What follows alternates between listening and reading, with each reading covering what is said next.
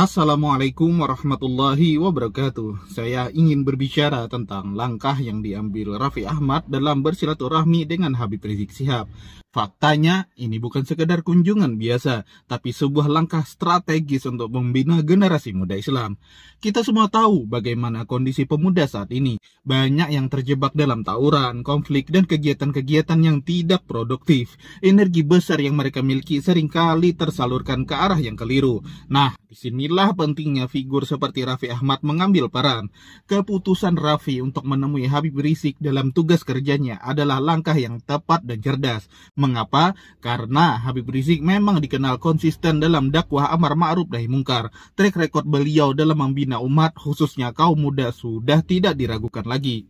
Bayangkan jika energi para pemuda yang biasanya digunakan untuk tawuran dialihkan untuk kegiatan-kegiatan positif, misalnya ikut majelis taklim Habib atau bisa juga ikut terjun menjadi relawan di setiap ada musibah dan bencana alam di Indonesia, yang mana ini sudah menjadi ciri khas dari Habib Rizik dan pengikut-pengikut beliau di FPI selama ini. Inilah yang menjadi visi besar dari pertemuan ini, kolaborasi antara sosok publik seperti Raffi Ahmad yang memiliki pengaruh besar di kalangan anak muda dengan tokoh agama yang juga dekat dengan pembinaan kaum muda seperti Habib Rizik. Ini bisa menjadi kombinasi yang powerful dalam membentuk generasi muda yang islami dan bermanfaat. Dan perlu kita ingat, ini bukan berarti Raffi Ahmad membatasi diri. Sesuai dengan kebutuhan dan tujuan tugas yang diembannya di kementerian, Raffi bisa saja juga berkolaborasi dengan ulama-ulama lain yang memiliki kekhususan yang berbeda. Seperti halnya jika berbicara tentang pembinaan akhlak, ada Ustadz Dasat Latif. Untuk penguatan akidah, ada Ustadz Felix Siau. Untuk siraman rohani, ada Ustadz Hanan Ataki. Dalam konteks pemahaman Al-Quran, sosok seperti Ustadz Adi Hidayat bisa menjadi rujukan yang tepat. Atau jika kita berbicara tentang fikih, hadis, dan hukum Islam, ada Uwas dan Buya Yahya yang dikenal mendalam dalam bidang ini. Untuk pembelajaran tafsir dan muamalah, ada Gus Baha, sosok yang sangat mumpuni.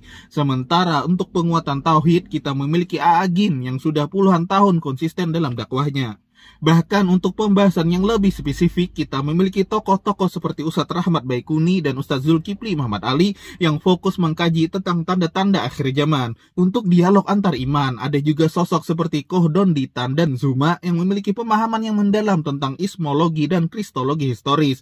Semua ini menunjukkan betapa kayanya khasanah keilmuan Islam yang bisa dimanfaatkan untuk pembinaan umat Islam di Indonesia. Inilah yang dinamakan dengan strategi cerdas, memanfaatkan pengaruh positif dan keahlian dai-dai di Indonesia untuk kebaikan umat yang lebih masif, khususnya generasi muda.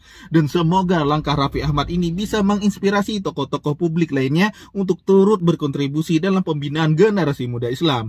Dan bagi mereka yang masih saja sinis dan mempertanyakan mengapa Raffi Ahmad memilih bersilaturahmi dengan Habib Rizik, sungguh sikap seperti ini hanyalah cerminan dari kedangkalan berpikir dan kehitaman hati. Habib Rizik adalah ulama yang memiliki ribuan santri dan jutaan pengikut, konsisten dalam dakwah selama puluhan tahun, dan telah mengorbankan banyak hal demi tegaknya syiar Islam. Hanya mereka yang hatinya telah dibutakan oleh dengki dan pemikirannya terkungkung oleh prasangka buruk saja yang tidak mampu melihat hikmah besar dari pertemuan dua tokoh berpengaruh ini.